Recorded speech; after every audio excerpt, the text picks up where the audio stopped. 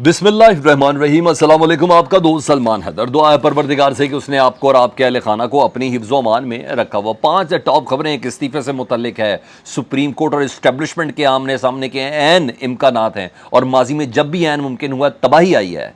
तबाही ही आई है जब भी इस्टेब्लिशमेंट और अदलिया आमने सामने होती हैं। इस बार कौन से चांसेस हैं उसकी कुछ डिटेल्स हैं और इस्तीफ़ों से मुतल्लिक बताएं। इंतकामी कार्रवाइयाँ भी अब एक नेक्स्ट स्टेप के ऊपर वो आगे जाती हुई नज़र आ रही है। शहरियार आफरीदी ने बड़ी ठंडी हवा दी है जी इमरान खान साहब को, उसकी कुछ डिटेल्स हैं। और इत्तेहादियों में जो फूट नहीं जो फट पड़े हैं उसमें एक और इत्तेहादी साहब ने अपना कंट्रीब्यूशन दिया। चर्च का क्या मामला है जनाब, वो भी बड़ी मज़ेदार चीज़ है, वो आपके साथ कर रही है। तो चीज़ें बड़ी इंटरेस्टिंग है, एक के बाद एक आपके सामने रखता हूँ। वीलॉग मुकम्मल देखें, अगर पसंद आए तो चैनल सब्सक्राइब कर दें, क्योंकि हमारे जो मैनेजर हैं जो इनको देखते हैं तो वो ये कहते हैं कि व्यूज़ तो है लेकिन सब्सक्रिप्शन नहीं है। तो अगर बटन दबा देंगे तो आने वाले वक्त में मेरा और आपका ये राब्ता बहाल रहेगा। तो नई जंग का आगाज़ है जी और संगीन मामला होने जा रहा है और शायद इसी वजह से मुहर्रकात भी बनाए गए हैं, जैसे लतीफ़ खोसा के घर पर फायरिंग हो गई और इस तरह की मुख्तलिफ़ चीज़ें ये सब बन रही हैं। एतजाज़ एहसन साहब ने सुप्रीम कोर्ट में सिविलियन के जो मुकदमे फ़ौजी अदालतों में होने जा रहे हैं, जो हो रहे हैं, ट्रायल हो रहा है, 17 अदालतों में इस वक्त ट्रायल हो रहा है और 108 से मुतल्लिक इतलात है कि 108 अफराद हैं जिनका फ़ौजी अदालतों में इस वक्त ट्रायल हो रहा है वो सिविलियन। उनके ट्रायल की मुखालफत कर दी है जी और इस सिलसिले में बाकायदा सुप्रीम कोर्ट में दरख्वास्त दायर की है और दरख्वास्त करनिंदा एतजाज़ एहसन साहब खुद हैं, लतीफ़ खोसा साहब और सलमान अकरम राजा उनके वकील हैं।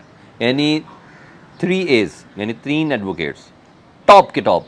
एतजाज़ एहसन दरख्वास्त करनिंदा, इस दरख्वास्त को प्लेस करने वाला टॉप जज लतीफ़ खोसा जिनका हालिया भी उनके घर में फायरिंग भी हुई है, और सलमान अकरम राजा। तो ये सुप्रीम कोर्ट के आगे इस केस को प्लेस करें तो दरख्वास्त दे दी है, तो ये मामला लेकर जा रहे हैं।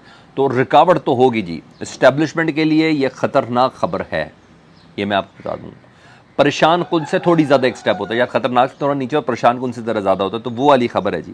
क्योंकि सुप्रीम कोर्ट के लिए भी इतना आसान नहीं होगा, उनकी भी बड़ी हिम्मत दरकार है और बड़ी मुस्तकिल मिजाजी दरकार होगी जी।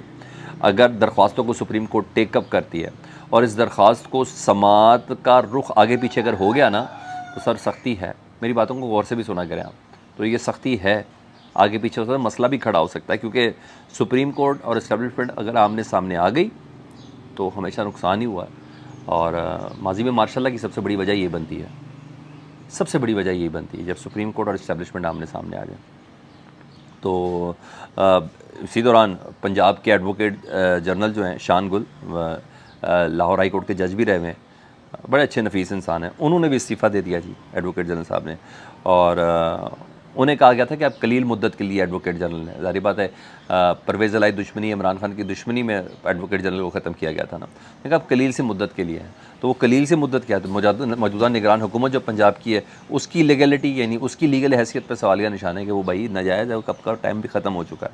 तो शायद वो अपने आपको किसी टैग से या मुस्तकबिल किसी गालम गलोच से अपने आप को बचाना चाहते हैं। लेकिन इतना मैं बता दूँ, ये हल्का बाब एक है, ये सबका हल्का बाप एक है, बहुत क्लोज़ रिलेशंस हैं।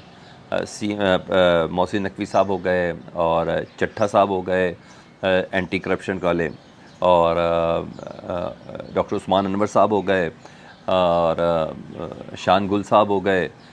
ये हल्का बाप बड़ा स्ट्रॉन्ग है और तो बड़ी बात है। शान गुल साहब को अप्रिशिएट करता हूँ मैं इस बात पे कि उन्होंने कहा भाई ये हुकूमत ही लीगल नहीं है। कल को मुझसे पूछा तो मैं जज होने के जज रहा हूँ भाई, तो मुझसे को पूछ रहे तो भाई 90 दिन तो इनके मुकदमे में ना इन्होंने सुप्रीम कोर्ट से कोई ऑर्डर लिया है 90 दिन से एक्सटेंशन के लिए, ना उन्होंने वफाकी हुकूमत से कोई ऑर्डर लिया है, ना इन्होंने काबीना से कोई ऑर्डर लिया है, तो चुप करके चले जा रहे हैं किसी से ऑर्डर लेके। तो ये सब चल रहा है।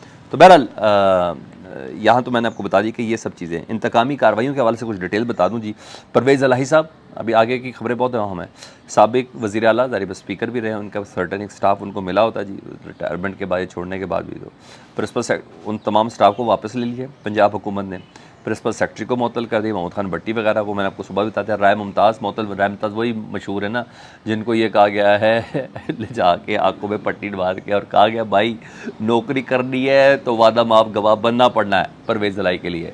नहीं तो फारिग है। तो आज भाई उनको फारिग कर दिया है, उन्होंने वादा माफ गवाही नहीं दी, नहीं बने जी, और उनको नौकरी से मुअत्तल करे। कुल 25 सरकारी अफसरान हैं जिनको परवेज़ इलाही साहब के करीब होने की वजह से एंटी करप्शन ने वादा माफ गवाह ना बनने की वजह से मुझे तो ऐसे लगता है, तो आज उनको नौकरी से फारिग कर दिया। और राय मुमताज़ का मैंने आपको बताया वो वैसे भी मशहूर हैं। और आज परवेज़ इलाही साहब की ज़मानत की दरख्वास्त थी, मगर जज साहब बीमार हो गए, तब 19 जून पर बात चलेगी। 19 जून बरोज़ पीर, जी हाँ, अब वो ज़मानत की दरख्वास्त उनकी जारी होगी। कर दें चौधरी साहब, प्रेस कॉन्फ्रेंस कर दें इस उम्र में, बड़ी हिम्मत है। बड़े बड़े जवान ये हिम्मत नहीं दिखा सके परवेज़ इलाही साहब, जो आप हिम्मत दिखा रहे हैं।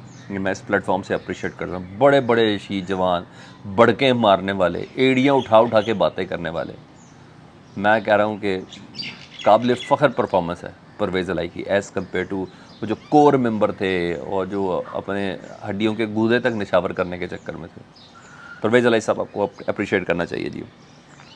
दूसरा, एक नई जंग भी विद इन पार्टीज़ भी शुरू हुई। नदीम अफजल चंद, जहाँ पाकिस्तान तहरीक इंसाफ, पहले पीपल्स पार्टी थे, पाकिस्तान तहरीक इंसाफ में आए, गल बद गई है मुख्तारा वाली, वो वाले शख्स ना, तो उन्होंने पीपल्स पार्टी ज्वाइन की। पिछले दिनों वो ज़ियारत पे थे, इराक़ में नजफ़ में थे, इमाम अली के रोज़े पे, तो उन्होंने ट्वीट किया था रात को कि जी मेरे बाप को उठा के ले गए, गिरफ़्तार कर लिया। उसी दिन हमाद अज़हर के वालिद मियाँ अज़हर साहब को भी उठा के लेके गए थे। तो उन्होंने कहा था मैं इसी अदालत में ही अपना फ़ैसला रखता हूँ, हज़रत अली की अदालत में, कि मेरे साथ क्या हुआ है, वापस आ जाऊँगा, मुझे गिरफ़्तार कर लें। तो आज उन्होंने वजह खोल दी है। उन्होंने कहा संजीदगी से सोच रहा हूँ सियासत छोड़ दूँ, मैं सियासत से मायूस हो चुका हूँ, ये जमहूरियत और रूल ऑफ लॉ के लिए कुछ नहीं कर पा रहे। आज ये खुद बोल रहे हैं कि मेरे बाप को गिरफ़्तार क्यों किया। किसी ने कहा उनका बाई PTI में इस वजह से, उन्होंने कहा नहीं, मुझे लगता है, वो कह रहे हैं मेरे वालिद को इस वजह से गिरफ़्तार किया गया था क्योंकि मैंने पीपल्स पार्टी की मीटिंग में ये कहा था कि पंजाब में हमें नून लीग की बजाय पाकिस्तान तहरीक इंसाफ से इलाक़ करना चाहिए, क्योंकि पंजाब में एंटी नवाज़ वोट बहुत ज़्यादा है। उन्होंने कहा ये बात बुरी लगी तो जिसकी बना पे मेरे बाप को गिरफ़्तार कर लेगा। इसके दो इशारे हैं, या तो उस मीटिंग में दाएँ बाएँ के लोग होते हैं कि भाई ये इतनी ताकतवर आवाज़ कैसे निकाल दी तुमने, इतना ज़बरदस्त मशवरा कैसे दे दिया, तो उनके बाप की वजह से तुन दिया गया, या पीपल्स पार्टी ऐसा कर रही है, कुछ तो है ऐसा। हर मीटिंग में इंटेलिजेंस तो चल रही होती है साहब, चल ही यही रहा होता और क्या चल रहा होता है।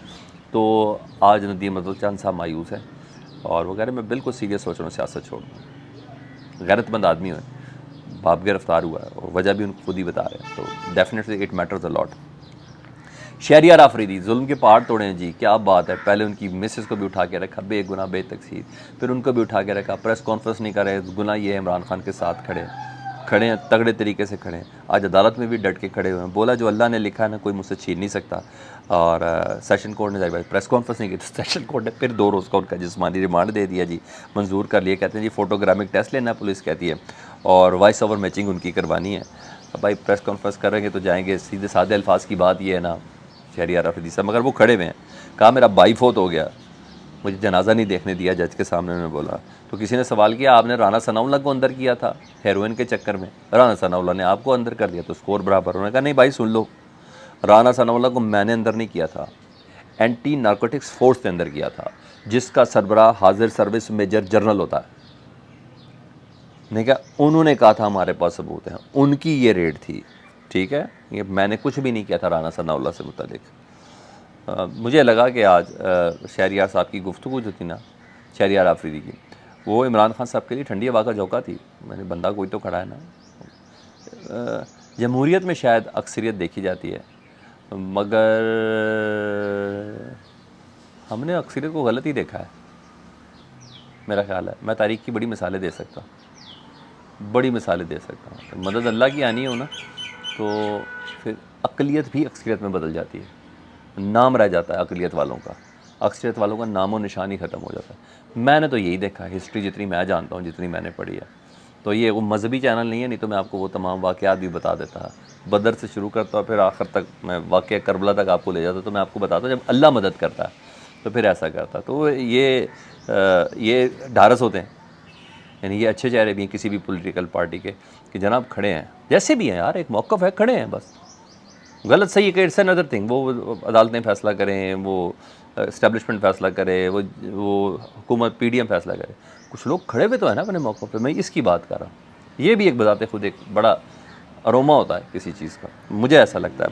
पर इत्तेहादियों में जंग और इख्तलाफात, मैंने आपको बताया JUI से तो नून लीग का पड्डा पड़ चुका है, हमने देख लिया हुआ गवर्नर राज जो लगा हुआ है, और जो दबा के पैसे छापी जा रहे हैं। पीपल्स पार्टी से भी पड्डा बन चुका हुआ जी, नून लीग का वो चेयरमैन पीसीबी और चेयरमैन नादरा के हवाले से वो भी हो चुका है।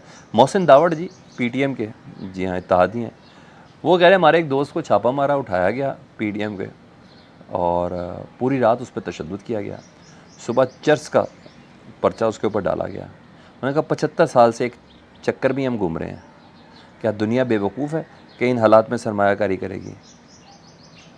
मतलब नया चैलेंज दिया है उन्होंने। ये इमरान खान को कहते थे कि सरमायाकारी आपकी वजह से नहीं आ रही, आपके अपने बंदे कह रहे हैं आपकी वजह से सरमायाकारी नहीं आ रही।